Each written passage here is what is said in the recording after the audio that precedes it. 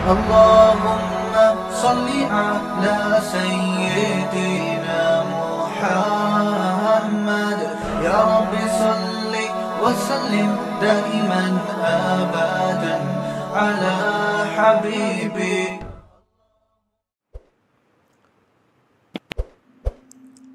اللہ تعالیٰ نے انسانوں کو بنایا تاکہ لوگ اللہ کو پہچانیں، اللہ سے غافل نہ ہوں، سب سے زیادہ ویلیو اللہ کو دیں، تمام مخلوق کو، تمام محبتوں کو، تمام چاہتوں کو اللہ سے کم رکھیں، سب سے آگے کس کو رکھیں؟ اللہ تعالیٰ کو. اسی میں انسان کا سکون بھی ہے، اسی میں اسٹریس ڈپریشن کا علاج بھی ہے. فَلَنُحْيِيَنَّهُ حَيَاةً طَيِّبَةً، اللہ نے کہا کہ جو مجھے سب سے زیادہ ویلیو دے گا میں اس کو پاکیزہ زندگی عطا کروں گا. مرغوب زندگی، پاکیزہ زندگی. گلے میں کچھ گڑبڑ ہو رہی ہے، بار بار کچرا آ رہا ہے پلگ میں. پراٹھے چھوڑنے پڑیں گے، اس کا علاوہ کوئی حل نہیں ہے. یہ آپ گھی کے پراٹھے صبح کھائیں نا تو پلگ میں کچرا آئے گا. دودھ کی چائے سے بھی آتا ہے پلگ میں کچرا، یہ ذہن میں رکھو. دودھ کی چائے بھی نا وہ کرتی ہے، بلغم پیدا کرتی ہے. اور بہت ساری چیزیں پھر کبھی انشاءاللہ صحت کے بارے میں کبھی بات کریں گے انشاءاللہ. ایک ہی چیز رہ گئی ہے زندگی میں مزے کی بھائی، پراٹھے. شادیاں وادیاں بھی ہو گئیں، ٹھیک ہے، اب پراٹھے ہی چھوڑ دیے تو زندگی میں رہے گا کیا. لیکن بہرحال تو اللہ تعالیٰ یہ چاہتے ہیں کہ لوگ مجھ سے محبت کریں، اور اللہ نے وعدہ کیا فَلَنُحْيِيَنَّهُ حَيَاةً طَيِّبَةً، کہ جو مجھے مان کے چلے گا، مجھے ویلیو دے گا، میں اس کو پاکیزہ، اٹریکٹیو، خوشیوں والی زندگی دوں گا.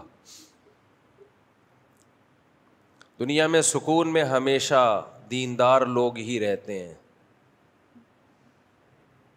یہ جو بے دین لوگوں کی خوشی ہے نا، آپ کہتے ہو نہیں جی بے دین لوگ تو بہت ہنستے کھیلتے نظر آتے ہیں، اچھلتے کودتے، ہا ہا ہو ہی کرتے.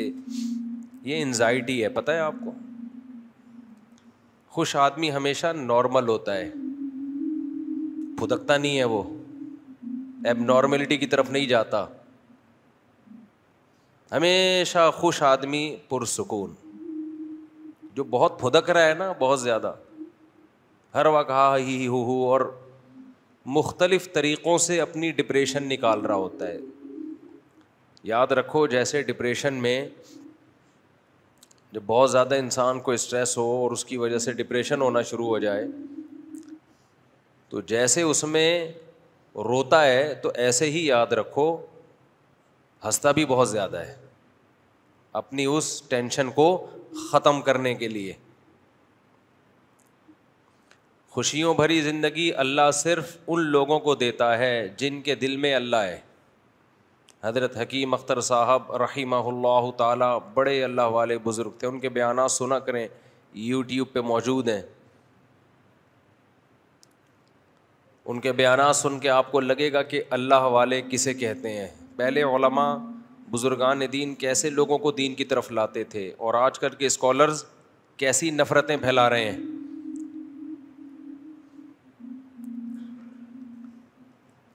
تو اللہ والے لوگ اللہ والے ہوتے ہیں، ان کو سن کے انسان کو سکون ملتا ہے. تو وہ فرمایا کرتے تھے کہ دل جو ہے وہ پورے جسم کا بادشاہ ہے. دل پورے جسم کا بادشاہ ہے.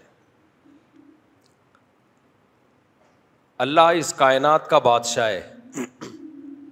تو حضرت حکیم اختر صاحب رحمہ اللہ تعالی بڑی پیاری مثال دیا کرتے تھے، چونکہ یہ ان کی مثال ہے اس لیے ان کے نام سے بیان کر رہا ہوں میں. فرماتے تھے کہ دیکھو انسان اللہ کو ناراض کر کے خوش ہونے کے اسباب اختیار کرتا ہے. ناراض کس کو کرتا ہے؟ اللہ کو. زنا کے ذریعے، شراب کے ذریعے، دولت، کی لوٹ کھسوٹ، حلال حرام کی پرواہ کیے بغیر دولت، اگر حلال طریقے سے آ بھی گئی تو اترانا شروع کر دیتا ہے خوش ہونے کے لیے، اس کو دکھاتا ہے دنیا کے سامنے تاکہ غریب لوگ ڈپریشن میں جائیں. ہر برائی پہ آج کل اچھائی کا لیبل لوگوں نے لگا دیا ہے کہ ہم دی ترغیب دینے کے لیے کرتے ہیں، موٹیویٹ کرنے کے لیے کرتے ہیں. آپ موٹیویٹ کرنے کے لیے نہیں کر رہے، آپ شو مارنے کے لیے کر رہے ہو.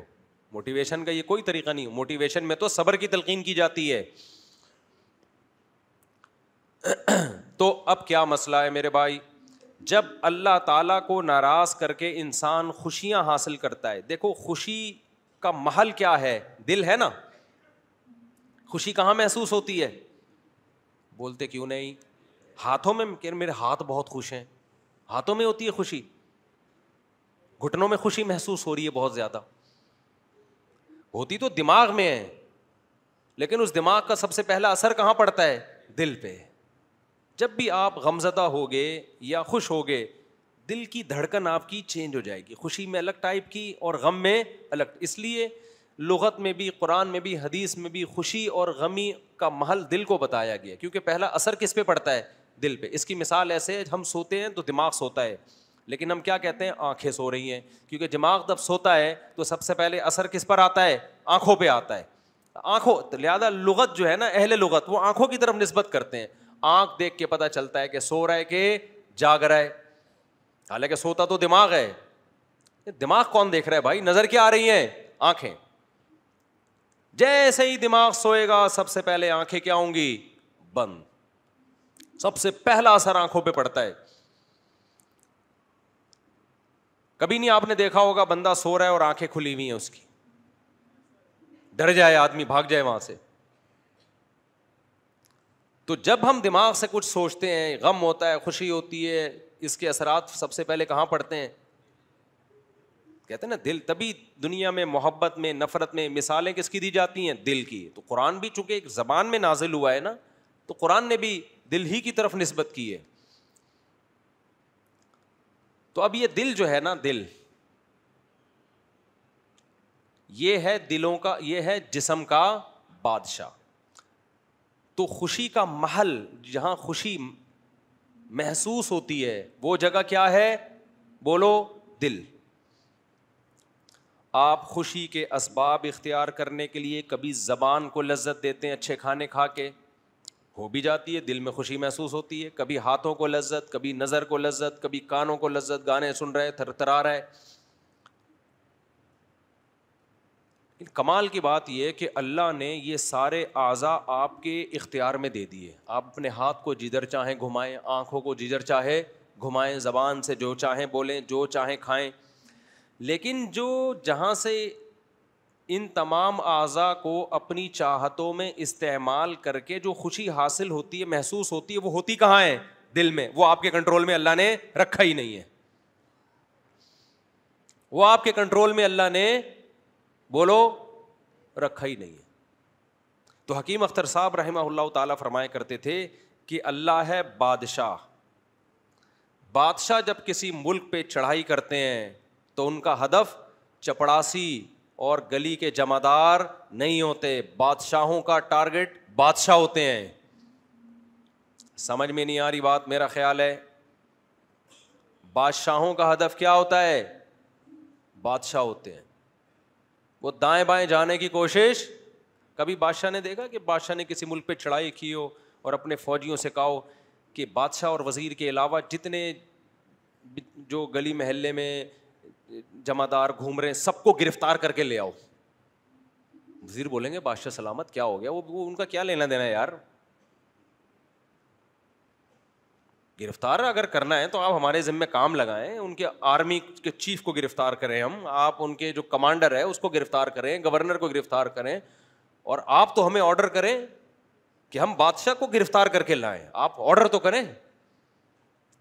بادشاہوں کی سوچ نیچی ہوتی ہے یا اونچی ہوتی ہے؟ تبھی اسلامی سلطنت میں جتنے بادشاہ گزرے سب کی 4 بیویاں. استغفر اللہ، پھر ٹاپک دوبارہ آ گیا. یہ کئی دفعہ کوشش کرتا ہوں. اس سے پتہ چلتا ہے کہ جن کی 4 بیویاں ہوتی ہیں ان کی سوچ کیسی ہوتی ہے؟ بادشاہوں والی ہوتی ہے. چاہے خود بادشاہ نہ بھی ہوں، گھر میں غلام ہو جائے، استغفر اللہ، پھر دوبارہ سچ نکل رہا ہے. یعنی چاہے وہ بادشاہ نہ بھی ہوں, گھر میں بھی اچھی زندگی گزار رہے ہوں, لیکن بادشاہ نہ بھی ہوں, لیکن سوچ کیا ہے ان کی؟ اب دیکھو چپ ہو گئے نا, سوچ کیا ہے؟ بادشاہوں والی. اس لیے شوق 4 کا رکھو. 4 کا شوق رکھنا اس کی علامت ہوگی, اس کی علامت ہوگا کہ تمہاری سوچ کیا ہے؟ بادشاہوں والی سوچ. سوچ تو اچھی رکھو نا میرے بھائی. تو حضرت حکیم اختر صاحب فرمایا کرتے تھے کہ بادشاہ جب ملک پہ حملہ کرتا ہے تو اس کا ہدف کیا ہوتا ہے؟ بادشاہ ہوتے ہیں.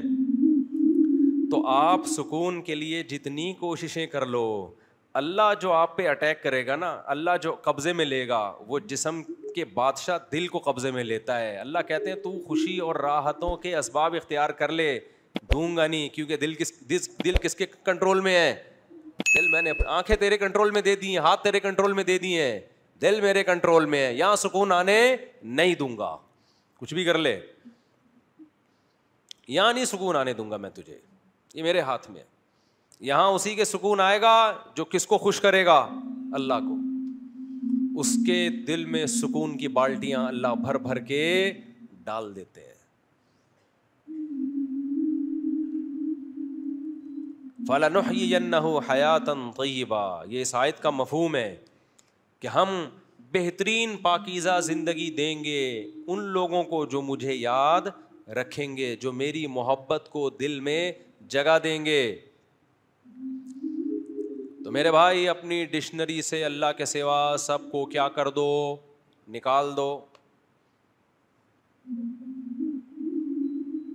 سب باطل ہے. جس سے محبت کرو کس کے لیے؟ اللہ کے لیے. ہاں اللہ نے جہاں پرمیشن دے دی, جس لذت کو پوری کرنے کی پرمیشن اللہ نے دے دی, تو پھر اللہ کی رضا ہے کہ اللہ چاہتے ہیں کہ میرے بندے حلال لذتوں سے فائدہ اٹھائیں. آپ کا دل چاہ رہا ہے, شدید بھوک لگ رہی ہے, نہاری کھانے کا دل چاہ رہا ہے, تو آپ کھا لو. اللہ کی طرف سے پابندی نہیں ہے, بلکہ بلا وجہ ایوائڈ کرو گے, فنٹر بننے کی کوشش کرو گے, تو یہ آپ کی اپنی شریعت ہے. اللہ اس پہ آپ سے خوش نہیں ہوگا. ہاں اعتدال سے کھاؤ, کیونکہ زیادہ کھانا شریعت میں پسندیدہ کام نہیں ہے. تو یہ بات تو طے ہو گئی کہ سکون اگر چاہتے ہو نا, دیکھو یہ جو خواہشات ہیں نا, خواہشات جن کے پیچھے ہم بھاگ رہے ہیں, یہ بھی خواہش, یہ بھی خواہش, یہ بھی خواہش, یہ بھی خواہش, آپ پوری کرو اپنی خواہشات کو. سب سے بڑی خواہش بنا دو اللہ کی رضا. اسلام رہبانیت نہیں سکھاتا کہ صرف اللہ کا مطلب یہ ہے کہ اب نلی نہاری بھی کھانا چھوڑ دو, اب شادیاں بھی چھوڑ دو, اب بچوں سے محبت کرنا بھی چھوڑ دو, اب کاروبار بھی چھوڑ دو. یہ اللہ رسول کی تعلیمات بولو بھائی نہیں ہے. اللہ رسول کی تعلیمات یہ ہیں کہ سب سے بڑا ہدف کس کو بنانا ہے میرے بھائی؟ اللہ کی رضا کو. اس کے لیے سب کچھ قربان کیا جا سکتا ہے, اللہ کو کسی پہ قربان نہیں کیا جا سکتا. یہ جذبہ کسی طرح پیدا کر لو میرے بھائی, اللہ کرے میرے اندر بھی پیدا ہو جائے. بس جب یہ جذبہ پیدا ہو گیا تو مزے ہی مزے ہیں, پھر مزوں کی زندگی شروع. من کان یرجو لقاء اللہ فإن اجل اللہ لآت. سورہ عنکبوت کی کیسی بہترین آیت ہے. اللہ کہتے ہیں جو اللہ سے ملاقات کی امید رکھتا ہے, اسے امید ہے کہ مر کے مٹی ہو کے ختم نہیں ہوں گا. دنیا مسافر خانہ ہے, بہت جلد ختم ہونے والی ہے, اور رب سے بہت جلد ملاقات. تو میں ایسے کام کر کے جاؤں کہ رب کو منہ دکھاؤں تو وہ خوش ہو مجھ سے. تو اللہ کہتے ہیں جو اللہ سے ملاقات کی امیدیں لگا کے رکھتا ہے, تو جو اس کو ٹینشنیں آ رہی ہیں ٹینشن نہ لے. فإن اجل اللہ لآت, بہت جلد ملاقات ہونے والی ہے, بہت جلد. ہم کسی کی موت پہ بہت غمزدہ ہوتے ہیں نا, تو فرشتے ہم پہ ہنس رہے ہوتے ہیں. فرشتے کہتے ہیں بھائی تو سب نے جانا ہے. ایک خاتون کا میرے پاس فون آیا لاہور سے, فون نہیں آڈیو, وہ ہمارے اسسٹنٹ ہیں نا, ان کے پاس آڈیوز آتی ہیں, ان کا نمبر میں نے دیا ہوا ہے, تو وہ فلٹر کرتے ہیں کہ کسی کا کوئی بہت زیادہ ضروری مسئلہ ہے تو پھر وہ مجھے بھیج دیتے ہیں. زیادہ تر مسائل تو میں آس مفتی طارق مسعود پہ ریکارڈ کروا دیتا ہوں, لیکن کسی کا کوئی پرسنل مسئلہ ہوتا ہے تو پھر ریکارڈ نہیں ہوتی, وہ وہیں بھیج دیتے. تو اس دوران ایک ویڈیو ہمارے اسسٹنٹ نے بھیجی, وہ بیچاری خاتون بہت رو رہی تھی, ان کی والدہ کا انتقال ہو گیا. بہت زیادہ رونا دھونا. ایک تو رونا تو نیچرل ہے, وہ تو انسان کو میت پہ آتا ہے اور آنا بھی چاہیے. بالکل ہی رونا نہیں آ رہا ہے اس کا مطلب تعلق ہی نہیں تھا کوئی. بھائی آپ کا بچہ ہی نہیں ہے, آپ کا بیٹے کا انتقال ہوا, آپ خوش مل رہے ہیں, یا تو آپ پاگل ہیں یا یہ آپ کا بیٹا, بولو نہیں, دونوں میں سے ایک بات تو کیا خیال ہے بھائی ہوگی نا. تو اولاد پہ یا ماں باپ پہ یا ریلیٹو پہ رونا آنا یہ تو نیچرل ہے بھائی, لیکن ایک حد ہوتی ہے ہر چیز کی نا. اب وہ خاتون بیچاری, ان کی والدہ کا انتقال ہوا تو بہت رو رہی ہیں وہ. اچھا انتقال ہوئے بھی 1-1.5 مہینہ ہو گیا. اچھا پہلے بھی ان کا رابطہ ہوا کچھ اہم مسائل کے سلسلے میں, والدہ کے لیے دعا کا انہوں نے کہا, 1 سال سے بیچاری دعائیں منگوا رہی تھیں, میں نے بھی مانگی دعا, لیکن اللہ کی مرضی, اللہ نے اٹھا لیا والدہ کو.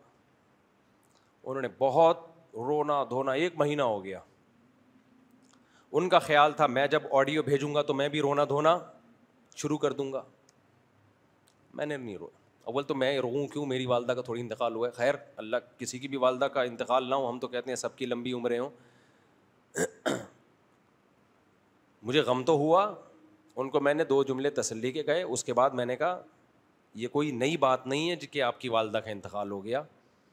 آپ کی والدہ کا بھی ایک دن انتقال ہوا تھا, اور اپنی فکر کریں تھوڑے دنوں میں آپ کا بھی کیا ہونے والا ہے, انتقال. تو بچے آپ کے بھی رو رہے ہوں گے.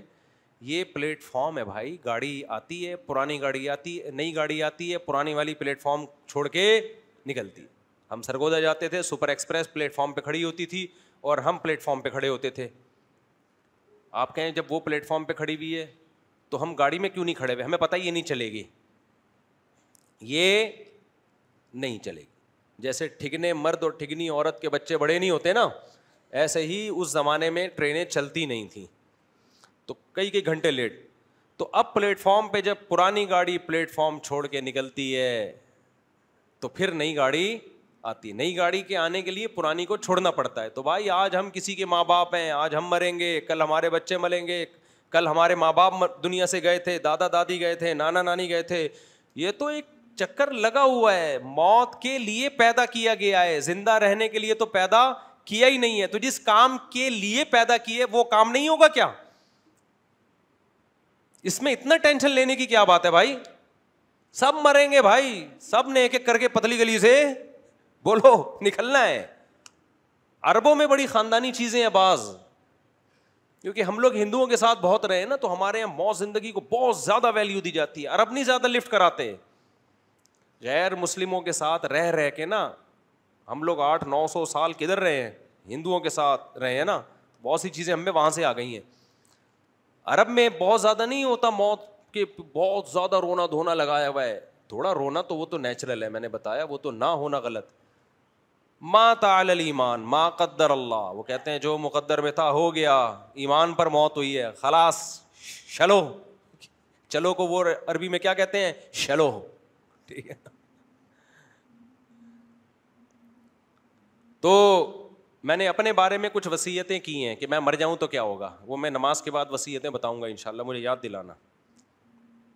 یاد دلانا میں مر جاؤں تو کیا کرنا ہے اور کیا نہیں کرنا ہے. سمجھ رہے ہو؟ ہم بھی مریں گے نا, اللہ کرے وصیت سے پہلے ہی نہ مر جاؤں کہیں, یعنی تو وصیت کرنے کا تو ویسے کی بھی ہے لیکن دوبارہ کروں گا. ہمارا ہدف صرف ایک ہے میرے بھائی, وہ کیا ہے, اللہ. اللہ خوش ہے, سب سیٹ چل رہا ہے مارکیٹ میں. اللہ ناراض ہے تو سارے زندہ بھی ہوں تو غلط ہے. کیا کرنا ہے ایسی زندگی کا بھائی؟ مسلمان کا ہدف کیا ہوتا ہے, ایک اللہ. مسلمان کا ہدف کیا ہے, ایک اللہ بس, اور کچھ بھی نہیں ہے. تو اس کو کیا ملتا ہے اس ایک اللہ کو اللہ بنانے میں؟ یہ گھڑی خراب ہوئی ہے, مجھے ٹائم کا نہیں پتہ چل رہا, یہ کہ کسی صحیح کروا دیں یہ اگر تو, یا میرے سامنے کوئی گھڑی رکھ دیں یار, کچھ نہیں ایسے نہیں, سامنے گھڑی ہونی چاہیے. خیر, تو مسلمان کا ہدف صرف کیا ہوتا ہے, اللہ. تو دل کس کے نبی صلی اللہ علیہ وسلم نے فرمایا دل جو ہے بین اصبعی الرحمن، اللہ کی 2 انگلیوں کے درمیان میں. آپ نے دیکھا ہوگا بعض لوگوں کو کوئی پرابلم نہیں ہوتی، بیٹھے بیٹھے ڈپریشن میں جا رہے ہوتے ہیں، بلا وجہ ٹینشن میں جا رہے ہوتے ہیں. دیکھو ایک تو ڈپریشن کی بیماری ہے، وہ دماغی بیماری ہے، وہ کسی کو بھی ہو سکتی ہے. جیسے نیک آدمی تہجد گزار سر پہ پتھر لگا اس کے اور دماغ ہل گیا تو وہ پاگل ہو جائے گا کہ نہیں ہو جائے گا؟ یہ تو نیچرل ہے نا، تکوینی امر ہے یہ تو ایسے ہی بعض دفعہ نیک لوگ ڈپریشن کے مریض بن سکتے ہیں. دماغ کے کیمیکل کیا ہو جاتے ہیں اوپر نیچے، کوئی خوراکیں غلط کھا لی یا کوئی موروثی بھی ہوتا ہے، باپ دادا سے کوئی بیماری یہ دماغی چلی آ رہی ہوتی ہے. یہ بالکل ایک الگ چیز ہے، کیونکہ لوگ یہ سمجھتے ہیں کہ نیک آدمی تو ڈپریشن کا مریض ہو ہی نہیں سکتا. بھائی نیک آدمی ڈپریشن کا مریض اس سینس میں ہو سکتا ہے کہ یہ ایک دماغی بیماری ہے. تو بیماری جیسے وہ کسی کو جیسے ہارٹ پیشنٹ ہوتے ہیں نا نیک لوگ، تو ایسے دماغ کے پیشنٹ بھی ہو سکتے ہیں. اس میں کیا ہے؟ میں اس ڈپریشن کی بات نہیں کر رہا جو ایک بیماری ہے، میں ایک نارمل ڈپریشن کی بات کر رہا ہوں کہ جو ٹینشنوں اور غموں کو لے کے انسان بڑھا لیتا ہے اور پھر پاگل پنے کی طرف جانے لگتا ہے، چھوٹی چھوٹی سی باتوں کو بہت ویلیو دیتا ہے. یہ والی ٹینشن نیک لوگوں کو نہیں ہوتی. سمجھتے ہو کہ نہیں سمجھتے ہو؟ یعقوب علیہ السلام ساری زندگی روتے رہے نا اپنے بیٹے کی یاد میں، بینائی چلی گئی مگر خودکشی کا خیال نہیں آیا ان کو. ہمیشہ زبان سے کیا نکلا ہے؟ شکر کا جملہ. حضرت مولانا طارق بل صاحب کا بیٹے کی ڈیتھ ہوئی ہے، آنکھ سے آنسو نکل رہے ہیں، زبان سے کوئی ناشکری کا جملہ نکلتے ہوئے دیکھا کسی نے؟ ہم نے دیکھا ہے نافرمانوں کو. جب بیٹا مر گیا نا، ایک بندے کو میں نے دیکھا کہہ رہے اللہ کو میرے اوپر ہی میرا ہی بچہ لینا تھا، پہلے ہی کم ٹینشنیں چل رہی ہیں اور اللہ نے ہمارے ساتھ یہ کر دیا. یہ نافرمانوں کا رویہ ہوتا ہے، وہ آپے سے باہر ہو جاتے ہیں. نیک لوگوں کی آنکھوں سے آنسو نکلتے ہیں، زبان سے ناشکری کا ایک جملہ نہیں نکلتا. کہتے ہیں اللہ کی مرضی بھائی، اللہ کی امانت ہے، ہم اللہ کے بندے ہیں، انا للہ، ہم اللہ کے غلام ہیں، و انا الیہ راجعون، ہم نے بھی ادھر ہی جانا ہے. یہ چلا گیا، یہ پہلے چلا گیا، اگلی ٹرین سے ہم پہنچ رہے ہیں. یہ پہلے چلا گیا تو اگلی ٹرین سے ہم پہنچ رہے ہیں. آپ کا بچہ امریکہ جا رہا ہوتا ہے، آپ نے بھی 1 سال بعد جانا ہے، پھر بھی ایئرپورٹ پہ رخصت کرتے ہوئے رو رہے ہوتے ہو کہ 1 سال کے لیے جدائی ہو رہی ہے نا. لیکن ایسا نہیں ہوتا کہ دیوار سر جو ہے دیواروں سے جا کے مارنا شروع کر دو. یہ پہلے امریکہ چلا گیا، میں 1 سال بعد کیوں جا رہا ہوں، ہاں ہوں، اور اللہ کو میرے ہی بچے کو امریکہ بھیجنا، تو بھائی اگلی فلائٹ سے تو چلا جائے. تو مسلمان کا بچہ امید ہے اچھے ٹھکانہ ملے گا اس کو، تو یہ پہلے چلا گیا، اگلی فلائٹ سے ہمارے. کیا خیال ہے بھائی؟ قبرستان میں کہا تھا نا السلام علیکم یا اہل القبور انتم لنا سلف ونحن بکم خلف وانا انشاء اللہ بکم لاحقون. پوری دعا قبرستان کی یاد کر لو، پھر پڑھی نہیں جائے گی قبرستان میں. ہم صرف آدھی دعا یاد کرتے ہیں، السلام علیکم یا اہل القبور، اے قبر والو تم پر سلامتی ہو. آگے جملہ تو دیکھو کتنا خطرناک ہے، انتم لنا سلف، تم پہلے چلے گئے، ونحن بکم خلف، اور ہم تمہارے ساتھ تمہارے بعد ہیں، وَإِنَّا إِن شَاءَ اللَّهُ بِكُمْ لَاحِقُونَ، انشاءاللہ ہم بھی تمہارے ساتھ آنے والے ہیں. کیا سکھایا جا رہا ہے دیکھو یار. مردے کو کے بارے میں آپ کو بتایا جا رہا ہے کہ مردے کو بولو انشاءاللہ میں بھی پھٹے پہ لیٹنے والا ہوں. یہ ہے پوری دعا. لوگ صرف السلام علیکم یا اہل القبور یاد کر لیتے ہیں اور وہاں سے جواب آتا ہے وعلیکم السلام بھائی عبد الغفور. قاری صاحب کا قصہ سن لیے گا دوبارہ. انا انشاء اللہ بکم لاحقون، یہ ہمیں دعا سکھائی ہے قبرستان میں جاتے ہوئے، انشاءاللہ ہم بھی تمہارے ساتھ آنے والے ہیں، لیٹنے والے ہیں. کل ہماری بھی یہاں 2-4 قبروں کے بعد ادھر کہیں جگہ، تھوڑے دن ہے، زیادہ ٹائم نہیں ہے میرے بھائی. آپ سمجھ رہے بہت ٹائم ہے، بہت ٹائم ایسے گزر رہا ہے یار، ایسے گزر رہا ہے. پچھلا رمضان ابھی کسی نے بتایا بھی رمضان 3-4 مہینے میں آنے والا ہے، حالانکہ ابھی تو گزرا ہے. تو جب قبرستان جاؤ السلام علیکم یا اہل القبور اردو میں بول دیا کرو، اے قبر والو تم پر اللہ کی سلامتی ہو، تم پہلے چلے گئے، ہم تھوڑا اگلی ٹرین سے پہنچنا ہی چاہتے ہیں، اور انشاءاللہ ہم تم سے بہت جلد ملاقات کرنے والے ہیں. رات کو یہ دعا نہیں پڑھنا کیونکہ خوف زیادہ ہوتا ہے، ایسا نہ ہو اگلے ٹرین کے بجائے اگلی بوگی سے پہنچ جاؤ آپ خوف کی وجہ سے. تو موت زندگی تو کوئی ایسی چیز نہیں ہے بھائی, یہ تو نیچرل ہے. اللہ نے پیدا کیا کس کام کے لیے؟ مارنے کے لیے. آپ نے اپنے بچوں کو بھیجا امریکہ پڑھنے کے لیے, اب وہ پڑھ رہا ہے, آپ حیران ہو رہا ہے بھائی یہ پڑھ کیوں رہا ہے, ابھی یہ کیا کر رہا ہے, اپنے دوست کو بھائی یہ پڑھ رہا ہے یار, میں نے تو کہہ رہے بھیجا کیوں تھا, پڑھنے کے لیے بھیجا تھا. پڑھ رہا ہے بھائی, تو ابے کمبخت جب تو نے پڑھنے کے لیے بھیجا تھا تو پڑھے گا نا, اس پہ کیا حیرانگی ہے؟ تو جیسے یہ حیران ہوتا ہے نا, تو ایسے ہی ہم مرنے والے پہ حیران ہوتے ہیں, مرا کیوں؟ اللہ کہتے ہیں میں نے بھیجا کس کے لیے؟ مارنے کے لیے تو بھیجا ہے, اور تو اسی پہ حیران ہو رہا ہے مرا کیوں؟ تو بھیجا جس کام کے لیے ہے وہی تو ہوا ہے. آپ کہہ سکتے ہیں اللہ ٹھیک ہے مارنے کے لیے بھیجا, لیکن 90 سال میں مار دیتا نا, اتنی جلدی کیا پڑی ہے تجھ؟ یہاں اللہ میاں کہتے ہیں میں نے کب کہا کہ 90 سال میں مارنے کے لیے بھیجا ہے؟ اللہ تو یہ کہتا ہے, نبی کی صحیح حدیث ہے کہ بچہ جب ماں کے پیٹ میں ہوتا ہے نا, تو 4 مہینے کا جب ہوتا ہے تو فرشتہ آ کے لکھ دیتا ہے کتنے سال جیے گا, کتنے سال کے لیے دنیا میں آیا ہے. کوئی 1 سال کے لیے, کوئی 2 سال کے لیے, کوئی 40 سال کے لیے, کوئی 45 سال کے لیے. یہ تو میں اور آپ نے اپنے بارے میں فرض کر لیا ہے کہ میں 90 سال کے لیے ہوں. فرشتے نے میرے بھائی ہمارے بارے میں پہلے سے لکھ دیا ہے کہ طارق مسعود صاحب کتنے سال کے لیے, اور وسیم بھائی کتنے سال کے لیے, غفار بھائی کتنے سال کے لیے. جو جتنے سال کے لیے لکھ دیا نا, لا یستاخرون ساعۃ ولا یستقدمون, قرآن کہتا ہے 1 سیکنڈ بھی آگے پیچھے نہیں ہو سکتے. کبھی گولی چل جائے گی, کبھی آپ ہی کا گارڈ آپ کو مار دے گا, کبھی کوئی غلط چیز کھا لی, کبھی ڈاکٹر مار دے گا. ڈاکٹر کے پاس گئے علاج کے لیے, انجیکشن لگ گیا غلط, ڈاکٹر نے تو ٹیکا لگایا تھا ٹھیک کرنے کے لیے, وہ ٹیکا غلطی سے وسیم کا ٹیکا کس کو لگا دیا؟ غفار بھائی کو لگا دیا. تو بہت کچھ ہوتا ہے دنیا میں.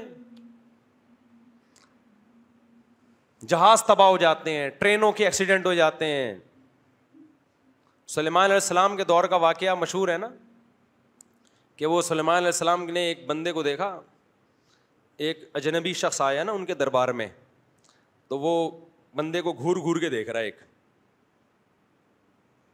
تو بندہ ڈر گیا کہ یار یہ پتہ نہیں مجھے کیوں دیکھ رہا ہے اتنے گھور کے.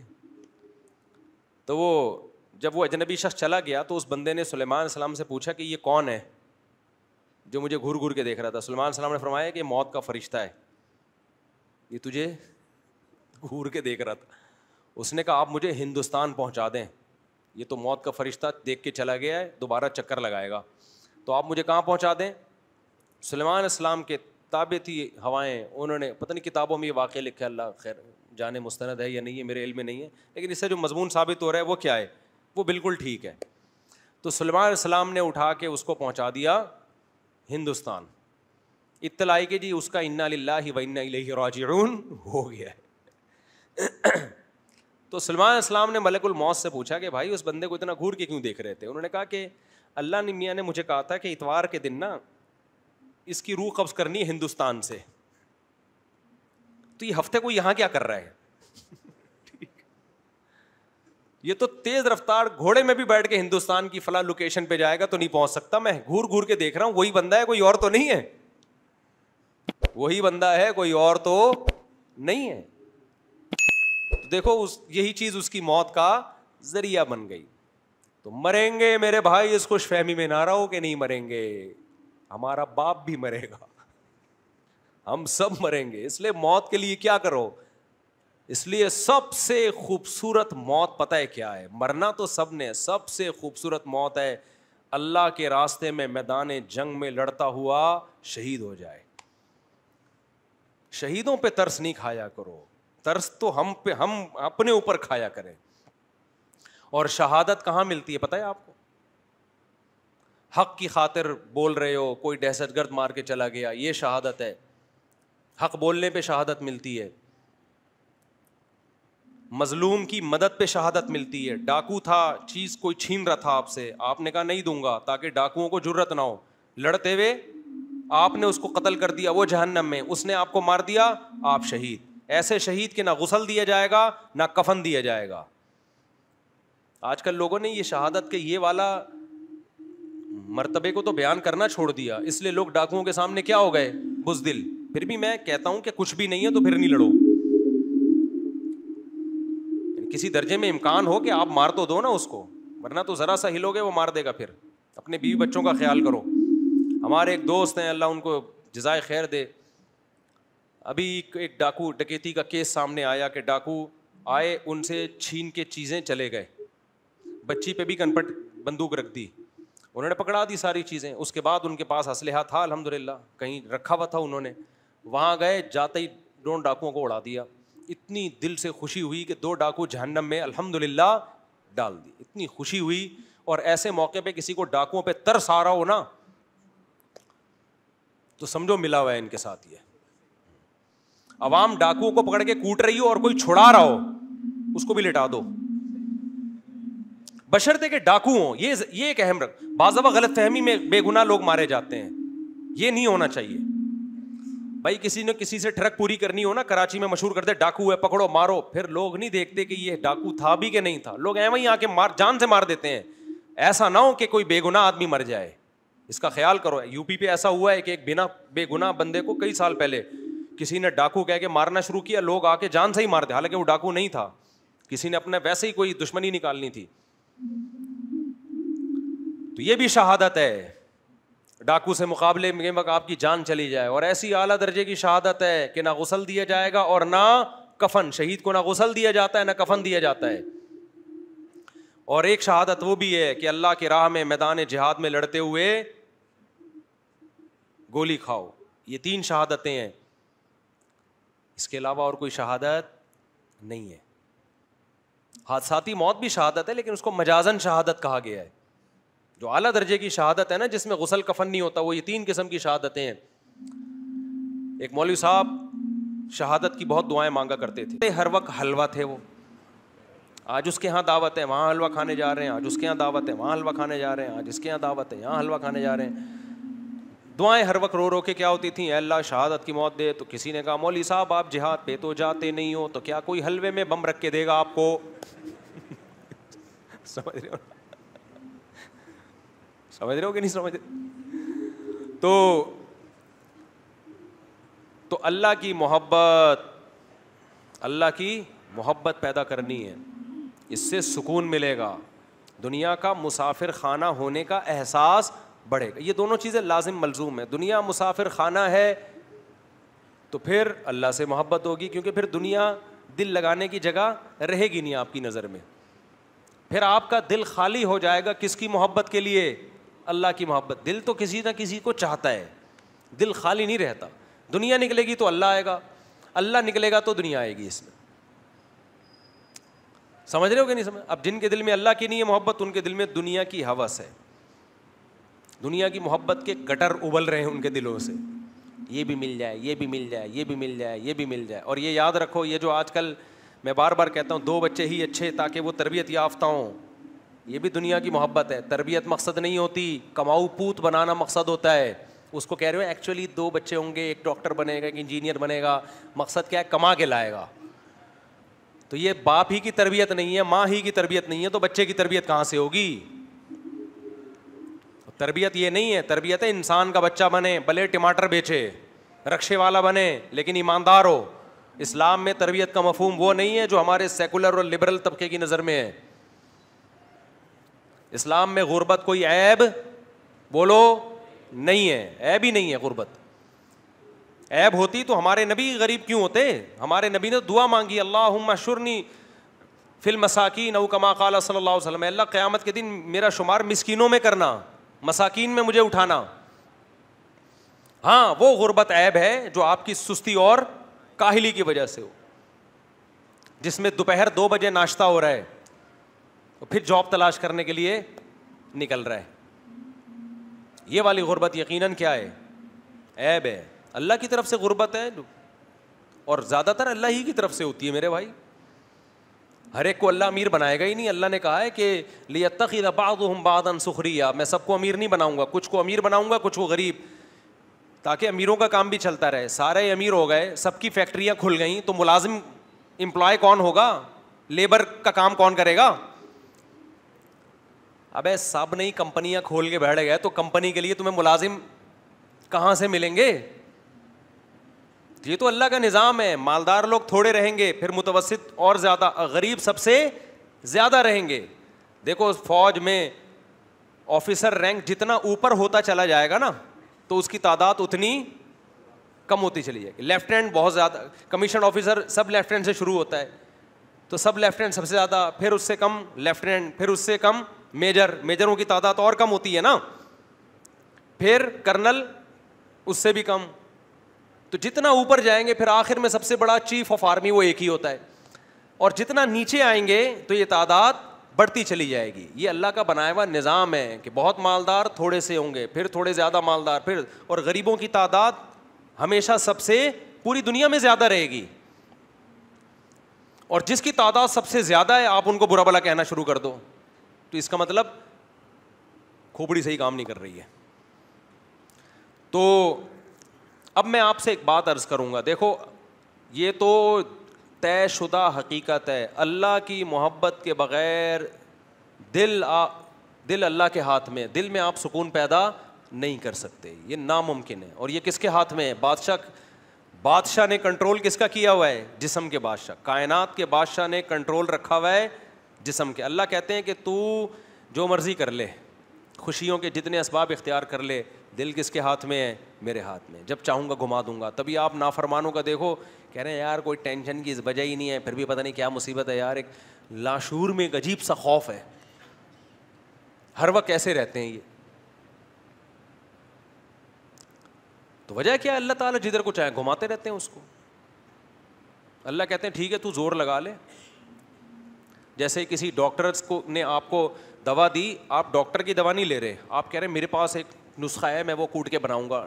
اب ڈاکٹر کہہ رہے بھائی اس میں یہ تیرے جو نسخہ ہے نا دیسی, اس میں یہ نقصان دہ چیز ہے, یہ نقصان دہ چیز ہے, ڈاکٹر حکیم سب منع کر رہے ہیں, آپ نے کہا نہیں, تو وہ کیا کہیں گے؟ ٹھیک ہے بھائی تو بسم اللہ کر, تجربہ کر کے دیکھ لے, لیکن مرے گا تو میرے پاس نہیں آنا. یہی ہوگا کہ نہیں ہوگا؟ تو اللہ میاں بھی کہتے ہیں ایک کامیاب زندگی کا نسخہ میں نے بتایا ہے, لیکن تم میرے بتائے ہوئے طریقے پہ یقین نہیں کر لے, اخپل طریقہ اختیار کر رہے ہو. اللہ کہہ رہے ہیں پھر ٹھیک ہے اختیار کر لو. دل کس کے ہاتھ میں ہے؟ دل تو ہمارے ہاتھ میں ہے. آپ کا بچہ غیر قانونی طریقے سے سعودی عرب بھاگا کسی کمپنی میں جاب کے لیے, آپ نے منع بھی کیا, ڈنکی لگا کے گیا, منع کر رہے ہو نہیں جا رہا, ہر طرح سے سمجھا دیا, آپ سے ناراض ہو کے نہیں جی نہیں ماننی باپ کی. کمپنی جہاں جا کے جاب کرنی ہے اس کا اونر آپ کا دوست ہے, تو آپ کیا کہتے ہیں؟ ٹھیک ہے چلا جا بھائی, کمپنی کس کے کنٹرول میں ہے؟ میرے کنٹرول میں, میں جاب ملنے ہی نہیں دوں گا تجھے. تو اللہ میاں بھی کہتے ہیں تم سکون اور خوشیوں کے جتنے اسباب اختیار کر لو. اسباب اختیار کر سکتے ہو, جہاں سکون آئے گا جسے دل کہا جاتا ہے وہ کس کے کنٹرول میں ہے؟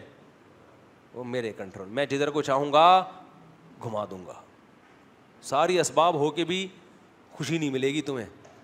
اب میرے بھائی ایک بات یہ طے ہو گئی ہے نا, میں ہمیشہ اس ٹاپک پر بیان کر کے آخر میں جو اصل موضوع ہوتا ہے اس پہ ٹائم ہی ختم ہو جاتا ہے.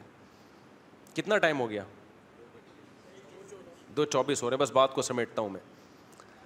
دیکھو یہ تو طے شدہ حقیقت ہے کہ اللہ کے علاوہ اللہ سے محبت سب سے غالب رکھنی ہے, یہ اس کائنات کا مقصد ہے.